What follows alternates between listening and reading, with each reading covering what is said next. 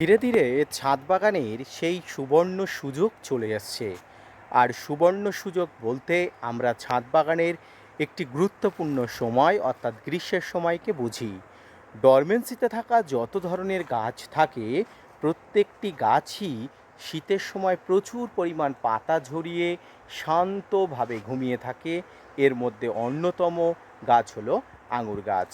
ছাদ বাগানের যে কোনো জাতের যে কোনো প্রজাতির আঙুর গাছ যদি আপনার কাছে থেকে থাকে তাহলে ডরমেন্সি সিজনটা আপনি নিজে তোকে উপলব্ধি করেছেন। Hello friends, welcome to my channel. দেশ এবং দেশের বাইরে থেকে যারা আজকে আমার ভিডিওটি কন্টিনিউ করেছেন প্রত্যেককেই gardener tips with Kamal YouTube চ্যানেলে স্বাগতম। ফেব্রুয়ারি মাসের 20 তারিখ নাগাদ আপনার ছাদ বাগানে আঙুর গাছের পরিচর্যা কী করবেন, এই সময় থেকে আপনার ছাদ বাগানে আঙুর গাছের কচি পাতা আসা শুরু হবে। তো কিভাবে কি করবেন, কিভাবে গাছগুলোকে প্রচুর পরিমাণ ফুল আসার জন্য উত্তেজিত বা এক্সাইটমেন্ট করে তুলবেন, তাই নিয়ে থাকছে আজকের ভিডিওটি। না স্কিপ করে কন্টিনিউ করুন।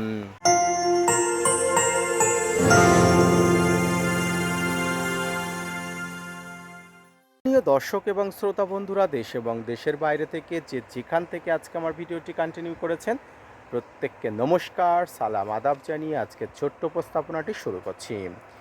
আঙুর পাহাড়ি অঞ্চলের একটি ফল হলেও বর্তমানে সমতলে প্রচুর পরিমাণ অভিযোজনের মাধ্যমে আমরা আঙুরকে সাকসেসফুলভাবে কিন্তু ফলাতে সক্ষম হয়েছি। এই মুহূর্তে আমার যে ছাদ বাগানের আঙুর গাছটি দেখতে পাচ্ছেন, গাছটির বয়স প্রায় 5 বছর। 5 বছর ধরে সন্দর্পণে কিন্তু আঙুর গাছ প্রচুর পরিমাণ ফল দিয়ে যাচ্ছে এবং এই বছরও আশা করি ফল আমি পাবো। গ্রীষ্মের শুরুতেই ছাদ বাগানে আঙুর গাছের ডরমেন্সি দশা কেটে একে একে গাছের ফুল আসা শুরু হয়। আর তার আগে আপনাকে কিন্তু আঙুর গাছকে প্রিপারেশান করে তুলতে হয়। প্রথমেই আমি বলেছিলাম আঙুর গাছকে ডরমেন্সি পিরিয়ডের মধ্যে একটা ভারী খাবার দিয়ে দেওয়ার কথা। আশা করি সেই ভারী খাবার দিয়েছেন। আর যদিও বা না দিয়ে থাকেন তাহলে আজই আমার ভিডিওটি দেখা মাত্রই আঙুর গাছের গোড়াতে একটা ভারী খাবার ইনপুট করে দিবেন। এই ভারী খাবারের মধ্যে কি কি খাবার থাকবে? এই ভারী খাবারের মধ্যে নাইট্রোজেন, ফসফরাস এবং পটাশের পরিমাণ বেশি থাকে, এই খাবারগুলো দেবেন। সাচ লাইক সিংকুচি, হাড়গুঁড়ো, নিমখোল, ভার্মিকম্পোস্ট, সর্ষের খোল, বাদাম খোল, এর সঙ্গে একটু মাইক্রোনিউট্রিয়েন্ট বা অনুখাদ্য, এই সমস্ত একত্রে মিশিয়ে যে মিশ্র খাবার প্রস্তুত করা হয় ড্যাটস কল কিন্তু মিশ্র খাবার। এই মিশ্র খাবারটি দেওয়ার পরে ছাদ বাগানে গাছের গোড়াতে নিয়মিত জলের বন্দোবস্ত করবেন। পাশাপাশি এই সময় গাছের গোড়াতে আপনি আংশিক চুন অর্থাৎ অল্প করে চুন কিন্তু ছড়িয়ে দেবেন। চুন কেন ছড়িয়ে দেবো সেটা পরেই বলছি। তো এইভাবে খাবার দেওয়ার পরে আপনি দেখবেন কয়েকদিন পরে, অর্থাৎ যেহেতু গরমকাল এসে গেছে এবং ধীরে ধীরে আঙুর গাছের পাতা আসা শুরু হয়েছে, এই পাতা আসার প্রবণতা প্রচুর হবে এবং যত কচি ডাল আসবে, কচি পাতা আসবে, তত কিন্তু গাছ কিন্তু ঝাঁকড়া হবে এবং ফুলে ফুলে ফলে ফলে ভরে উঠবে। তাই খাবার দেওয়ার পাশাপাশি আপনাকে অবশ্যই জলের বন্দোবস্তও করতে হবে। এ তো গেল গাছের গোড়াতে পরিচর্যা। গাছের শাখা পোশাখাতে কী পরিচর্যা করবেন? নিয়মিত এখন গাছে অবশ্যই একটি ফাঙ্গিসাইড এবং একটি কীটনাশক মাঝে মাঝে অর্থাৎ 15 দিনের গ্যাপে গ্যাপে স্প্রে করবেন। এতে কি হবে? এতে অবশ্যই ছাদ বাগানে আঙুর গাছের উপরে থাকা বিভিন্ন পতঙ্গ, বিভিন্ন ফাঙ্গাসের নির্মূল হবে এবং গাছের কচি পাতা আসার জন্য যে সমস্ত জায়গাগুলো প্রিপারেশান নিচ্ছে খুব ভালোভাবে কিন্তু প্রিপারেশান নিয়ে খুব সুন্দরভাবে কিন্তু বড় হয়ে উঠবেন। এর পাশাপাশি একটা করে কীটনাশক আপনি 15 দিন অন্তর অন্তর একবার করে অবশ্যই দিয়ে দেবেন। প্রিয় দর্শক, সম্মানীয় দর্শক বন্ধুরা, এর পাশাপাশি ছাদ বাগানে আপনাকে সবচেয়ে গুরুত্বপূর্ণভাবে যেটি প্রয়োগ করতে হবে সেটি হলো পিজিআর। বিভিন্ন মানের পিজিআর বাগানে আছে। এর মধ্যে আমি যে পিজিআরটি বলবো ট্রাইকন্টানালযুক্ত পিজিআর, সেটা হলো মিরাকুলার। গত 5 বছর ধরে এই মিরাকুলান আমার ছাদ বাগানে আঙুর গাছে প্রচুর ফলন দিতে সক্ষম হয়েছে, প্রচুর স্বাস্থ্য ভালো রাখতে সক্ষম হয়েছে। তাই মিরাকুলানকে একমাত্র আমি প্রাধান্য দেব। এর পাশাপাশি ছাদ বাগানের জন্য আরও অনেক পিজিআর আছে, আপনি ব্যবহার করতে পারেন। তবে মিরাকুলান আমি ব্যবহার করে ভালো ফল পেয়েছি, সেই জন্য আপনাকে বলবো মিরাকুলান ব্যবহার করতে। প্রতি লিটার জলে 25 থেকে 30 ফোঁটা মিরাকুলান নিয়ে আপনি 1 সপ্তাহ বাদে বাদে কিন্তু অবশ্যই স্প্রে করে দেবেন একদম সম্পূর্ণ গাছটাকে টপ টু বটম। প্রিয় দর্শক, এর পাশাপাশি আপনি যদি ডরমেক্স দিতে পারেন, বাংলাদেশি বন্ধুরা ডরমেক্স পাওয়ার জন্য খুব হাউতাশ করেন, তাদেরকে বলি ডরমেক্স হলো একটি পিজিআর। আপনি ডরমেক্স না পেলে অন্য পিজিআরও ব্যবহার করুন, দেখবেন খুব ভালো ফলাফল পাওয়া যাবে। এই সময় ছাদ বাগানে আঙুর গাছের সর্বোচ্চ রৌদ্র আপনি লাগাতে পারলে খুবই ভালো হয়।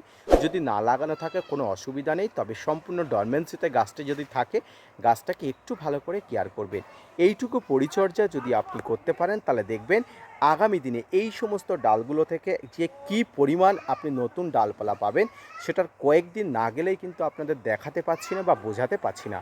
প্রিয় দর্শক, ছাদ বাগানে আঙুর গাছকে গোড়াতে যেমন পরিচর্যা করতে হয়, গাছের শাখা পোশাখা আসার আগেও গাছকে কিন্তু পরিচর্যা করতে হয় ঘুমন্ত দশা ফুটে যাবার আগে। তাই মনে রাখবেন, আপনার সঠিক সিদ্ধান্ত, আপনার সঠিক কার্যক্রম কিন্তু আঙুর গাছে প্রচুর পরিমাণ ফুল এবং ফল আনতে সাহায্য করে। এছাড়াও ছাদ বাগানে আঙুর গাছের গোড়াতে তরল খাবার হিসেবে সরিষার খোল পচানো জল যদি দিতে পারেন, এটাকে বলা হয় সুপার ফুড।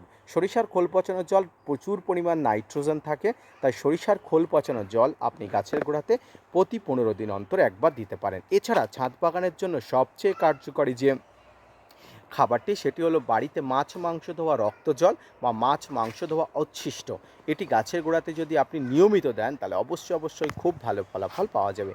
এবার দেখায় ছোট আঙুর গাছগুলোতে, যেগুলোতে এই সময় ডরমেন্সি পিরিয়ড অবশ্যই কাজ করেছে, এবং ছোট আঙুর গাছগুলোতে যেগুলোতে নতুন পাতা আসা শুরু হয়েছে সেগুলোতেও আপনি কি পরিচর্যা করবেন চলুন এবার দেখে নিই। ছোট আঙুর গাছগুলোতে যখন কচি পাতা বার হচ্ছে দেখবেন কচি পাতাগুলো খাবার জন্য এক ধরনের পতঙ্গ আছে। এই পতঙ্গগুলো গাছকে যাতে কোনোভাবে আক্রমণ না করতে পারে তার ব্যবস্থাপনা আপনাকে অবশ্যই করতে হবে।